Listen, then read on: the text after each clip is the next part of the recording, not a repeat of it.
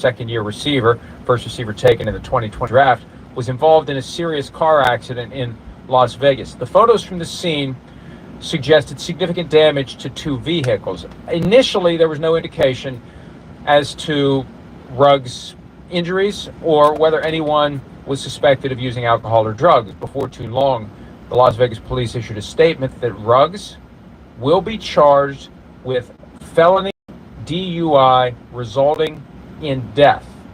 One of the participants in that collision, the driver of the other car, the car that was allegedly rear-ended by Ruggs' Corvette, died. The Toyota RAV4 was actually on fire. They found the deceased inside the vehicle after the fire was put out, and Ruggs will be charged with felony DUI resulting in death. That is a Class B felony under Nevada law with prison time between 2 and 20 years. We don't know any details about blood alcohol level, whether there was some other substance at play. All we know is the police learned enough initially to come to that conclusion. Usually it doesn't happen that quickly. I remember with the Britt Reed situation, it took a couple of months before he was charged. So whatever they found, whatever they concluded, whatever they decided based upon the initial information led them to decide that there will be a charge. Now, it's not formal yet, but for the police to say that so quickly, it must tell me they have a pretty strong reason to believe, Shireen, that there was some sort of impairment. Mm-hmm. Yeah, it's a really sad story, Mike, and unfortunately we hear this far too much with athletes and otherwise just out in the public, and this should never happen anymore with Lyft, with Uber, with everything else we have now. It's so easy to get a ride home. And the fact that we keep seeing this is just unfathomable to me. But here we are again. Nothing good, as we know, happens at 3:40 a.m., which is when this happened, and it did. But there was no reason, if he was impaired, for him to have been driving. And I think that's the bottom line in all this. And hopefully this serves as a lesson to others. If you're out drinking and having a good time, nothing wrong with that. Just get a ride home. Please get a ride home. There was a time before the rise of the ride-sharing services, whatever they're generically called, Uber, Lyft, etc., that the NFL Players Association made a service available where all you had to do was call a number and they would send a car and pick you up. Players were wary of that because they thought somehow that confidential information would get back to the teams and you'd get in some sort of trouble or you'd be flagged in some way, so they didn't want to use it. That's not an issue now. We've all got it on our phone. All we got to do is press the button. It's in there. It almost feels like you're getting something for free. It's such a weird feeling when you press a button, a car picks you up, takes you somewhere, you get out, the transaction automatically ends up being charged to your credit card or your debit card on file. It is just a weird sensation to do that. But it's easy. There's no excuse for it. And you'd have to be extremely impaired not to be able to pull up Uber or Lyft on your phone and press the button. There is no excuse. There never was an excuse. It's just easier now than ever to get home some other way, and you can take an Uber back to your car that you left wherever you were, if and when you were somewhere and you were consuming alcohol or other substances to the point where you were impaired. So there is no excuse for it. It's a tragic situation.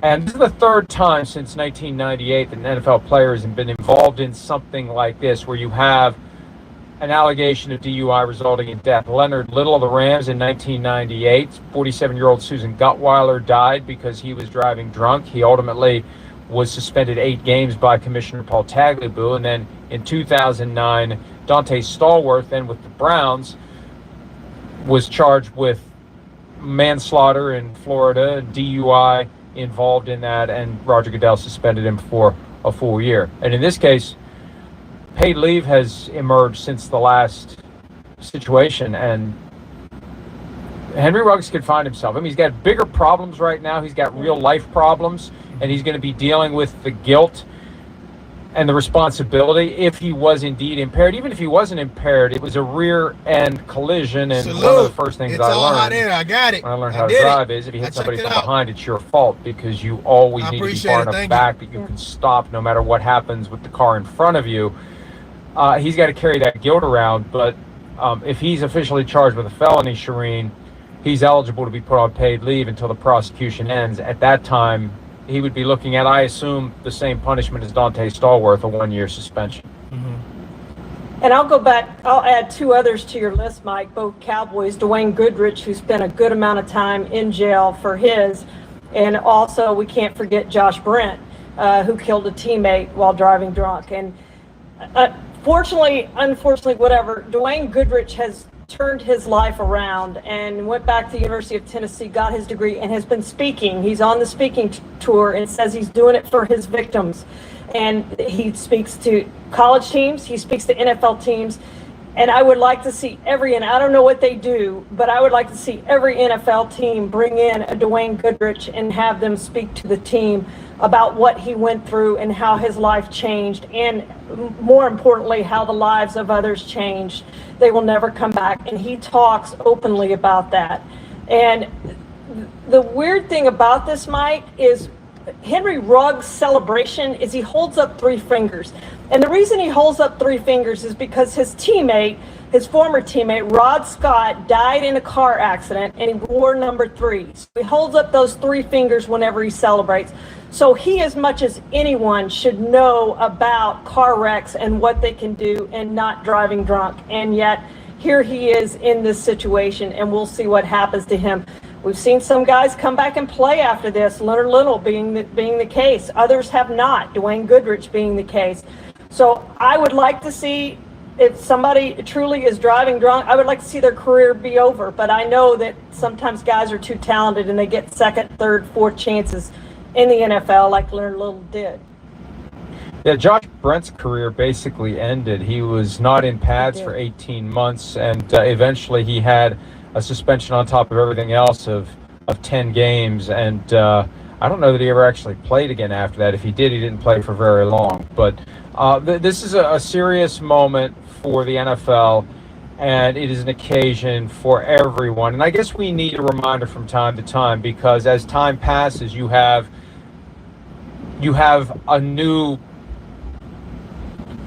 evolution or rise of young people who didn't know about it, who haven't had an experience like that really wakes them up and serves as a real life reminder of what can happen. And I think everyone in the NFL should see this as the ultimate proof and indication and encouragement to, number one, not put yourself in that situation at all. Don't drink to excess when you're anywhere but at home, where there's nowhere to go, there's no driving to be done. And if you are at a point where you know that you're getting beyond where you should be, or if you know that's going to be the case, make the arrangement ahead of time or have the presence of mind to hit the button. And there's also an obligation of those around the person who's impaired, I believe, whether it's legal or moral or Absolutely. both, to intervene when someone seems to have had enough, because sometimes the impairment prevents the person from realizing how impaired they are. So it's a shared responsibility, and it's a lesson to be learned. And we extend our thoughts, obviously, to the victim and the victim's family. But also, Henry Ruggs is going to go through some trauma here, because it wasn't intentional, but it was nevertheless criminal. And he will be paying the price in many different ways, basically for the rest of his life. Hi, I'm Mike Tirico, and before we move on, let's talk about it. Salute to It's All Hot Air for letting me know about this. I wasn't aware of this, but let me get straight into this. It's absolutely a zero tolerance. It's a zero tolerance, and it goes to show you this guy was in his 20s, young, vivacious, living his life. You know, the world is mine, you know what I'm saying, type attitude. Almost like a Sha'Carri Richardson. Kind of reminds me of a Sha'Carri Richardson or whatever case may be. You know what I'm saying? I can mess up, and now my question to you guys is, who's going to make the excuses for him? He had a bad upbringing. Hey, you know, his dad wasn't there, his mom wasn't there. Or did he just do some crazy stuff? Is there zero tolerance? Do we worry about the victim? Do we worry about the victim's family? Do we worry about the family of the person that actually did the crime? Are we going to make excuses? Somebody said, I want to know what you think about this? I think that there's a zero tolerance. I think that when you have a platform, you are on an NFL stage, an NBA stage, you have a platform where people follow you, they look up to you as a role model, then you should be doing role model shit. However, you got a whole team. Why did your brothers let you drive drunk? Why did they let you leave the club in your fancy sports car so you can run straight into somebody and kill them? Are we going to make excuses? Are we going to say it was someone else's fault, or are we going to hold him responsible? What the thought process is based on the commentary. Now, I want you to hear this, right? Everybody in this sense right now is going to be politically correct. Everybody's going to say the same thing and say, hey, there was no excuse for your actions. I don't care how you grew up. I don't care if you came from a single parent household. I don't care if you dropped out of school. I don't care if you woke up on the bad side of the bed. There is no excuses. How many people are going to make excuses for his behavior and not look at the facts? And not look at the facts. We made excuses for Sha'Carri Richardson. Now that he gets suspended for a year and he has to go through the court system, are we going to scream, oh, well, the justice system's going to railroad him? He put himself in that situation. Nobody forced him into that car. Nobody forced him to start the car up and to drive and to go 115 miles an hour. To where? Zero responsibility, zero accountability. Let's get back into it. Thanks for watching. Make sure to hit subscribe for the latest news and highlights from First, let me just say that I'm praying for everyone involved in this situation, including Ruggs. It's painful for everyone, even if self-inflicted, but there's no place for drinking and driving, period. Life is too precious, especially when you're an NFL player and you have all the resources, whether it's a car service, an Uber, call a friend, public transportation. And Stephen A., I know you echo that same sentiment. It's very sad.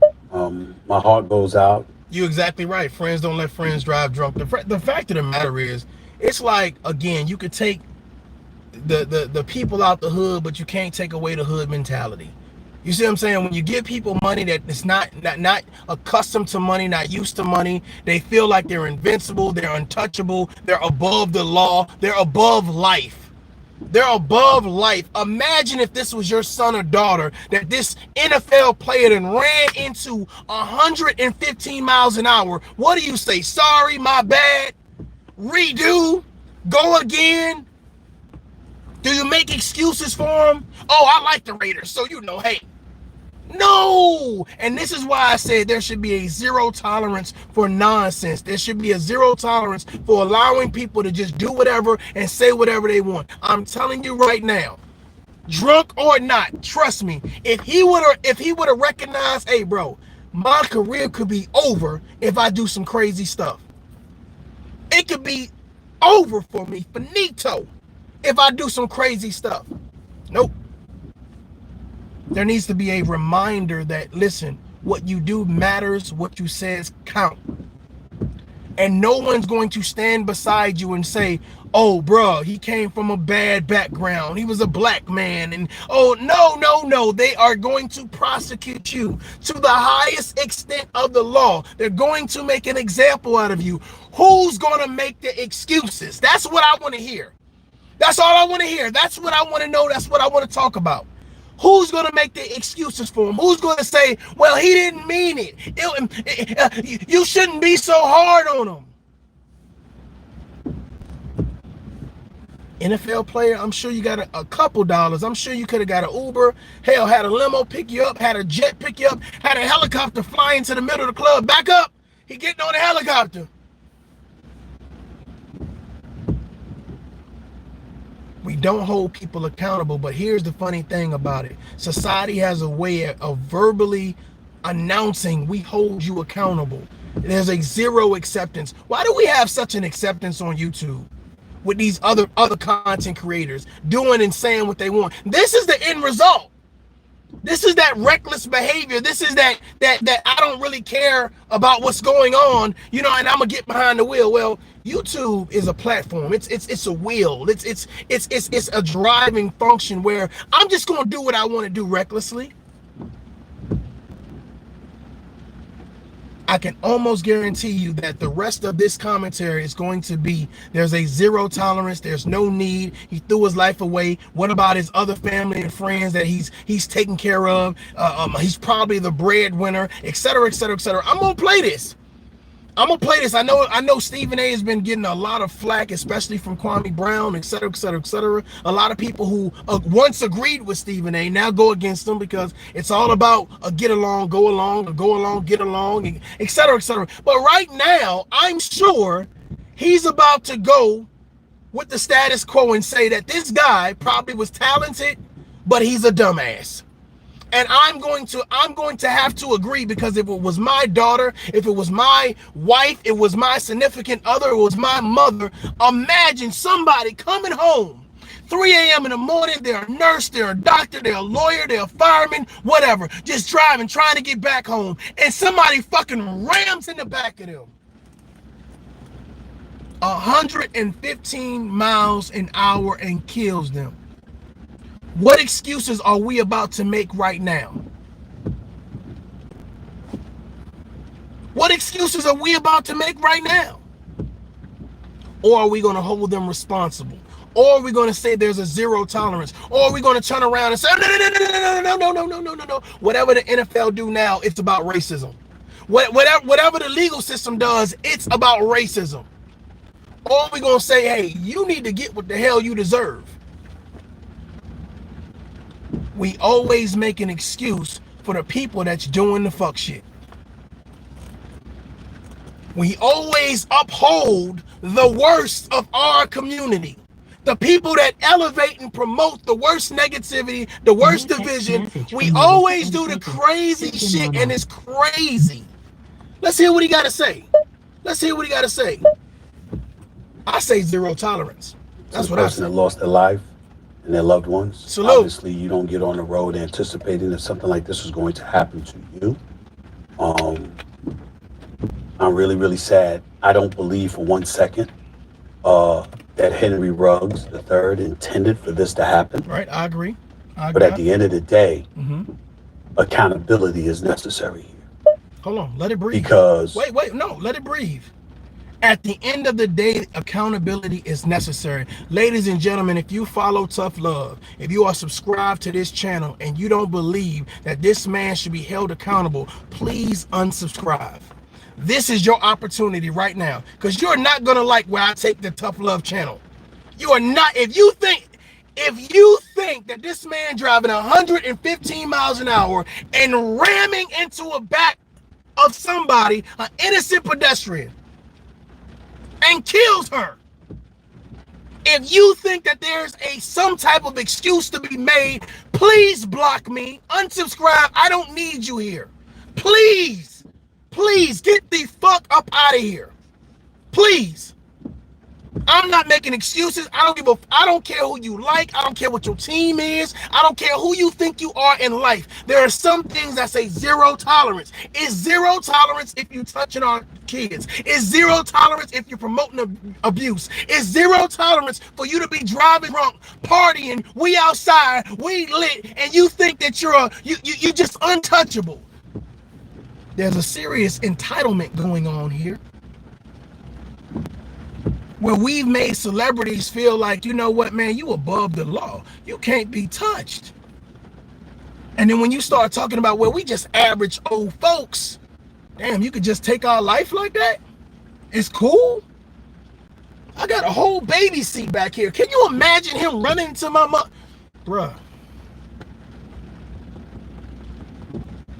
But we gonna make excuses. We're gonna find a way to say that he is the victim and he is not the victim. We're going to find a way to say, oh, poor Mr. Ruggs, oh my God, we are being too hard on him. It's just one life.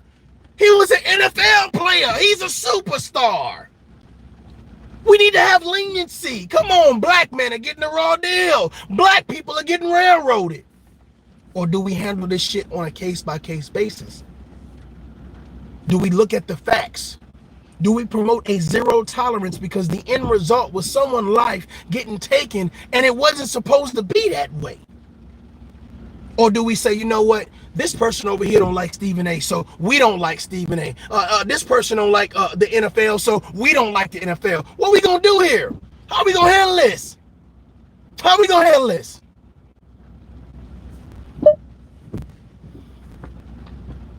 There is far too much evidence, too much historical data. And this is one of the things that has been put on the forefront of our society. Mm-hmm. Drinking under the influence, drinking while intoxicated is unacceptable. It's absolutely unacceptable. There's absolutely positively no excuse for you to be behind the wheel of a car if you are inebriated. Those are felony charges that have been filed against Henry Ruggs. And that's why the Raiders were completely appropriate in doing what they did. And I want to put up this number because I think it's important, just as a public service announcement. I asked my great statisticians here to give me this. And look at that. Every day, about 28 people in the United States die in drunk driving crashes. That's one person every 52 minutes. But inside of an hour, every day, right now, as we're on First Take for these 2 hours, at least 2 people will die under a DUI. You know, we bring up the NFL, rightfully so, has brought the appropriate level of attention in recent memories to domestic violence and various other things. This is something that we need to be reminded deserves to be at the forefront of everything as well, because there are too many people that are being irresponsible, getting behind the wheel of an automobile and are killing other people. Hold on, Stephen. Hold on. There are too many people being irresponsible, period. Period. That's the fact of this. There are too many people being irresponsible, period. If people can say I can say whatever the hell I want to say on social media, of course they feel like they can drink and drive. If people feel like I can do whatever I want to do when it comes to some type of law enforcement or authority, etc., of course I can drink and drive. Who gonna stop me? Who gonna check me? Of course. So that's why when you hold people accountable, people get all like their panties in a bunch. Oh my God, you're holding me accountable. Who are you? Stay in your lane. Oh my God. Can you imagine somebody say, hey, yo, bro, don't drive, man. Nah, I got this, bro. I got this. I don't need no Uber. I got this. Yeah, this is me right here. We outside, baby. Can you imagine realizing after the high of being drunk, the intoxication wears off and the lights start flashing and you're now coming to and you're realizing that you just was driving and you killed somebody. Vehicular manslaughter. Lose your career. Probably cause your family hardship. Got a felony. May lose your license. Gonna lose time. Gonna lose energy. Gonna lose money. All because you wanted to turn up. All because you had a sense of entitlement. All because somebody somewhere didn't tell you about standards and morals and hold you accountable because somebody was making excuses for you. Come on, man. We can tie this all over the place. Somebody made excuses for you. Somebody let it go. When they were seeing you, this ain't the first time you drove drunk. Stop playing with me. This ain't the first time you almost brushed with death. Stop playing with me. Where are all these content creators at? This ain't the first time you talk reckless online and somebody had to pull up to your house. This ain't the first time you said something about somebody's family members and they said, you think I'm playing with you, boy? Ma'am, you think it's a game? This ain't the first time. No, you a habitual offender. Watch as the story unfolds.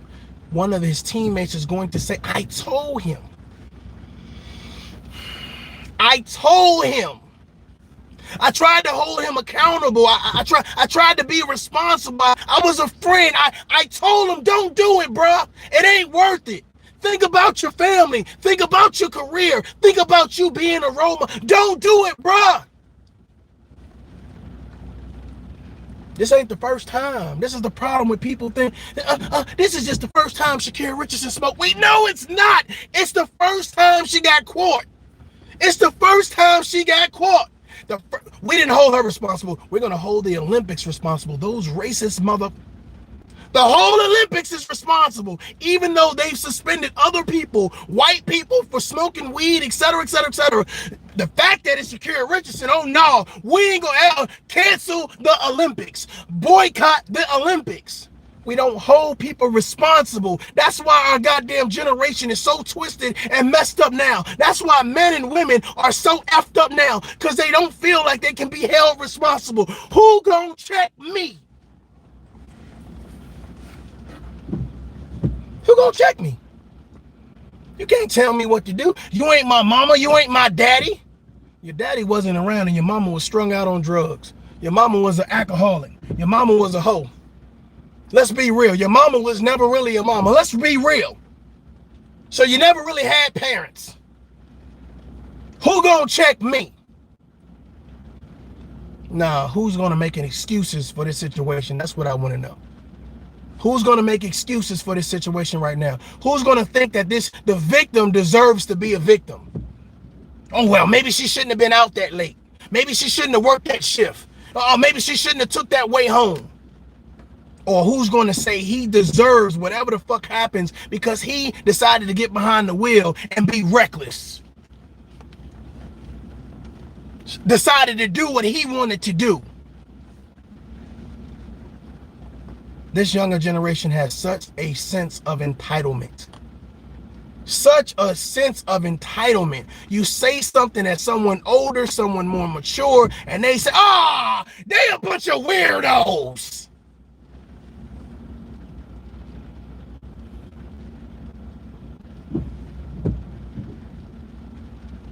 Okay. Because of it. And unfortunately, as we sit here today discussing an NFL topic, an NFL player was behind the wheel of a car, inebriated allegedly, because that's a felony DUI charge. And as a result, somebody has died because of it. Yeah, he, I know Henry Ruggs III really, really well. And I've had conversations with him about just the right things as an NFL player. And then it burns me in the inside to have to hear about this yesterday as I was flying from LA to New York and got the text on my phone, and it was like, what, I have a relationship, like a deep relationship with him. And so as I just sit here and I listen to you, Stephen A., on top of that, knowing the situation, it's just like, how could you not? And every single year, I remember when I first started working at ESPN, and Tom Jackson told me, every single year, we're going to have an issue like this until somebody in the NFL realizes that, like you said, Molly, pick up the phone, call a driver. If not a driver, now there's Ubers, there's Lyfts. Because when I played, there's a driver. That's all we did. It was very simple and easy. You have all the resources at your disposal. There is no need to drive to a club. There's no need to drive somewhere when you know that you're going out to have a good time.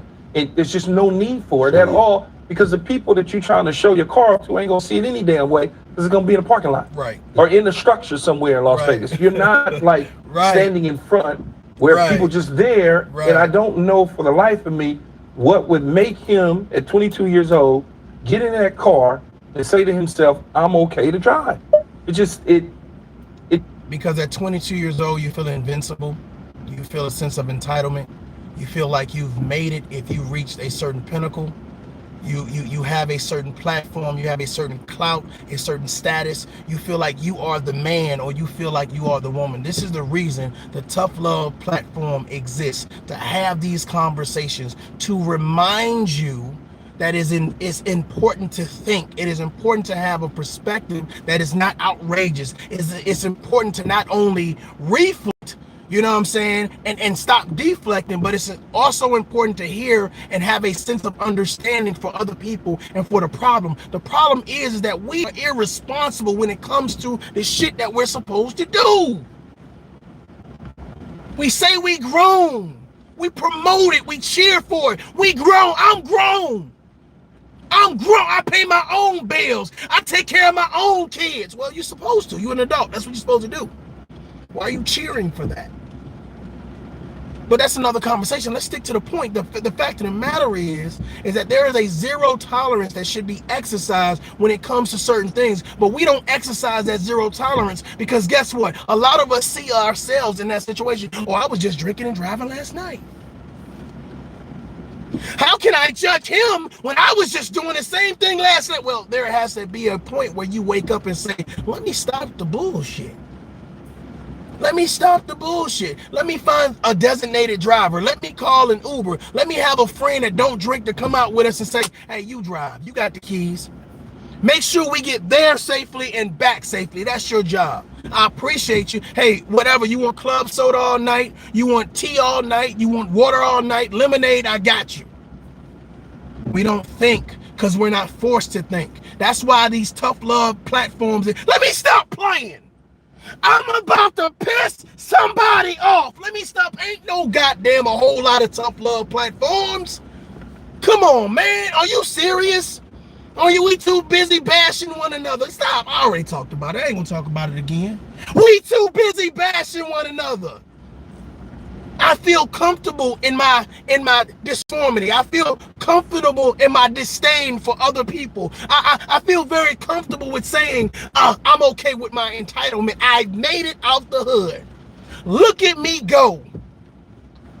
115 miles an hour into the back of somebody driving home, trying to make it back home to their family, who will never see their family again, who family members can't say goodbye.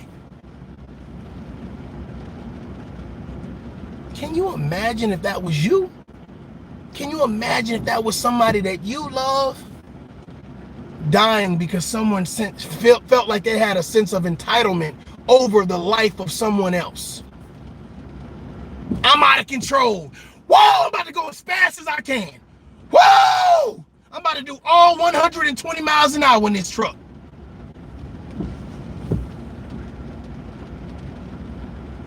And then can you imagine somebody coming to my rescue talking about, oh, but, well,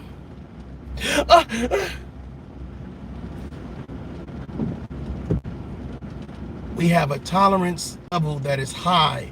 Anything is entertainment, anything is okay. And once we start putting our foot down and saying enough's enough, people are going to start changing their narrative. They're going to have to, because they're going to realize it's not acceptable. But, you know, we're going to continue to make excuses. It's okay. I got you.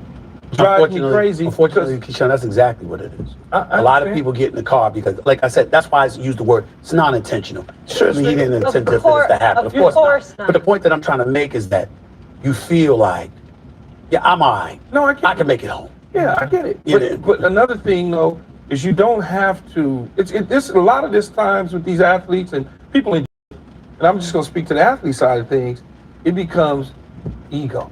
It becomes, I can do this, because that's the way you feel like you can do everything. You're invincible. And in this situation, you don't become invincible. Ego. Not only does somebody lose their life, somebody lost their life in this accident, but also Keyshawn, shut the hell up. Listen to me. 2 people lost their life. 3 people lost their life. 4 people lost their life. The fucking victim lost her life. The person who hit her lost his life. The family members on both sides lost a little piece of their life, a little part of their heart, a little part of their everyday inspiration, their child, their son, their daughter, their husband. It's a lot of people. This shit, let me tell you something. It's a ripple effect, ladies and gentlemen. It's not just, oh, well, one person bears the brunt of all of this. No, it's a ripple effect, ladies and gentlemen. This shit is 360. It's not everybody. It's not just one person. It's everyone attached to the situation. Everybody traumatized.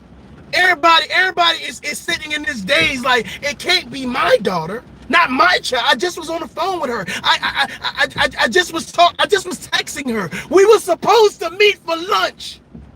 It can't be my baby, not my girlfriend, not my fiance, not my aunt, not my mother. It can't be. Hell no. What? No.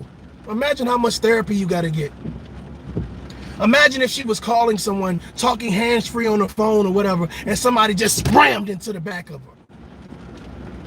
Imagine that. Imagine being on the phone with your loved one and they die violently like that. What do you say? Every time you look at a phone, would you not have a sense of PTSD? Would you not? Would your anxiety level not raise up? This shit is deeper than that. So when I start saying, motherfucker, I see the potential in you, package your fucking message. Because we can't afford a redo. We can't afford to get another turn. Because here's the thing, when you send a message, you may be able to contact an NFL player and say, bro, think about it before you get behind that wheel. Think about what you're doing. We ain't got time as men to make excuses and keep on coming back and apologizing. We got to be right the first time. We got to say what we mean the first time. Articulate the first time. I ain't got time to do a lot of fuck shit because you want to play games. I'm not mad. This is passion. I'm not upset. This is passion.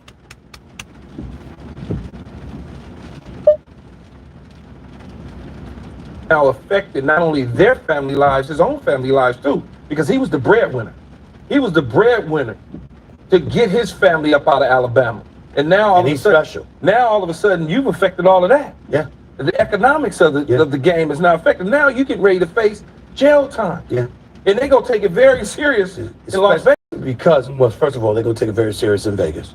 They're gonna take it very serious because you're an NFL player. And if you want to use a dissuasive measure for the public at large to embrace and really highlight. Listen, when Michael Vick got into the situation, I'm so proud of where he's at in his life right now. But when Michael Vick got in his situation with the dogs, Peter was at the forefront of everything. Why? Because you use that as an opportunity to highlight, animal rights, and acts against animal cruelty. And so you do that. And when you have an opportunity to illuminate and shine a bright light on an issue, you're going to take advantage of that. So you're going to have, Mothers Against Drunk Drivers and others that are going to be at the forefront right now. And the NFL, and because it's an NFL player, you may have government officials, for example, to send the message to people about the importance of not driving under the influence. Yeah. This brother is in a world of trouble. And his career in the NFL is definitely stalled, and it might be over, depending. New text message from Oh my God! Can we get pause? If he gets time, and how much time he gets. Breaking news at midday. You are looking. Ladies and gentlemen, start holding people accountable and start promoting where you stand in reference to a zero accountability. I said what I said, I stand by what I said, and enough said. This is Tough Love. Adult up. Peace.